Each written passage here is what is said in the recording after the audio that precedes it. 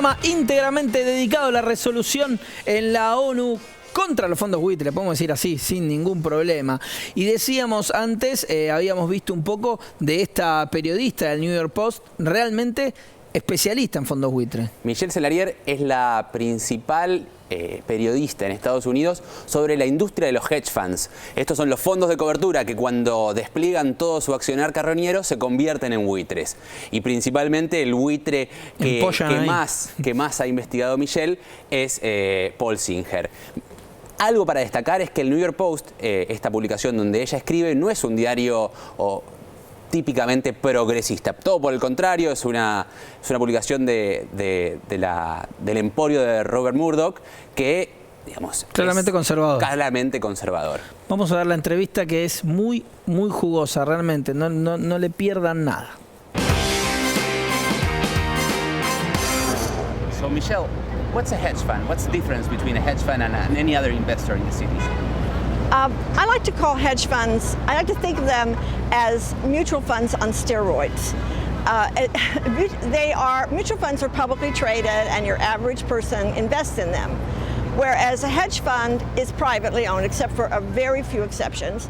There's one big one traded in the London Stock Exchange, and they are only for rich people and institutions like pension funds and university endowments. You have to have at least $100 million net worth as an individual to get into them, although there are other ways of pooling your money to do it. And they are a creation of our regulatory regime here, and they are basically a loophole in the regulatory regime that allows them to exist. And so it's wrong to say they aren't regulated, because everybody who invests in the markets has to follow the rules, but they don't have the same rules as a mutual fund, for example. And they are really aggressive when they invest and when they lobby, no? Yes, they can be. I mean, there are strategies that aren't, but they make a lot of moves in the markets because they can amass a lot of capital at one time and make moves. There are a lot of activist investors have become very big. Those go in, they try to take over a company, kick out management. They use publicity, so they're more known. Who is Paul Singer? I mean, you've been following him for a few years now. Yes. Who is he? Paul Singer is one of the, he's 71 years old. His hedge fund has been in existence since 1977. So he has one of the longest running hedge funds. It may be the longest running hedge fund in the world. It's called Elliott Management is his firm. And he's a very powerful investor who invests in a lot of different things as well. He became very well known for his distressed debt investing, which is you would call vulture investing. It's interesting, when vulture investing took off, it usually takes off, you know, it's when a company or a country, like in the case of Argentina, is in distress. When they are about to file for bankruptcy or default, the bonds become very inexpensive, and a hedge fund will go in and buy them thinking, you know, somehow I'm going to make money off this. Now, if you're a corporate person, I mean, if it's a corporation and they have a bankruptcy court, there are rules as to who gets what, and they're still fighting, and he fights tooth and nail in the bankruptcy courts. But when it comes to sovereign debt, as you've learned, as we've all learned through the Argentina saga, there's no sovereign bankruptcy court. There are no rules.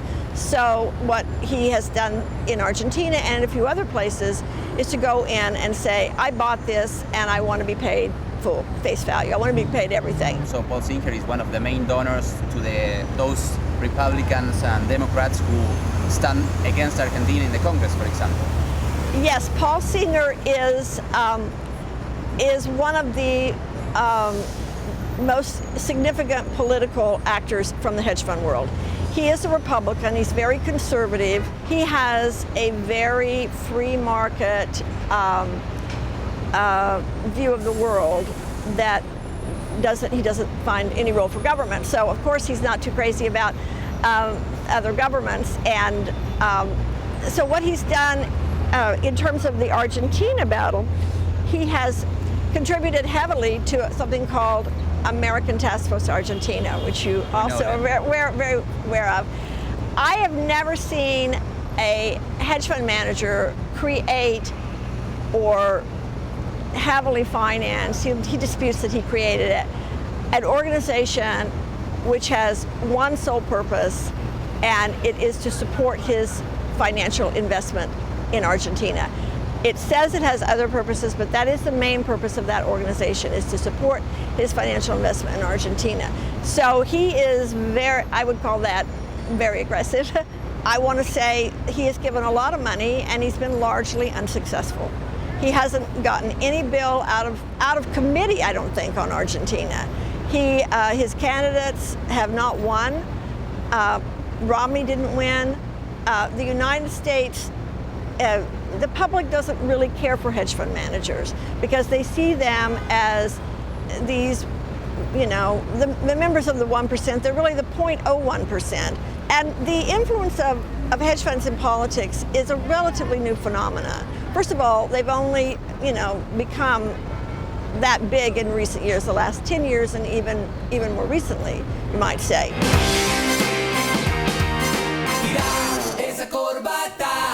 Gran entrevista, Tomás, realmente.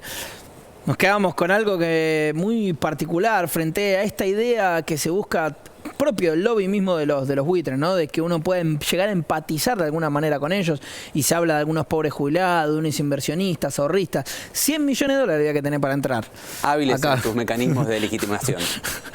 100 millones de dólares para entrar, para arrancar acá ahí con Paul Singer. No es un negocio para cualquiera. No es un negocio para cualquiera. Bien, excelente cobertura. Tomás, felicitaciones a vos, al equipo que fue con vos y por supuesto también a los todo compañeros el equipo que estuvieron acá trabajando intensamente toda la semana, incluso el fin de semana, Laura, Yara, Antonio, Paco, Lola, Iliana, Fernando, Pedro y al equipo de productores y técnicos aquí en el canal. Sí, toda la gente aquí del canal que nos acompañó, que nos ayudó para que esto se pueda hacer, porque fue un gran esfuerzo de producción, y por supuesto Claudio y Woody, que se fueron con vos y trajeron este material excelente para que podamos hacer este programa. Nos vamos al corte, volvemos muy chiquititos, seguimos en Economía sin Corbata.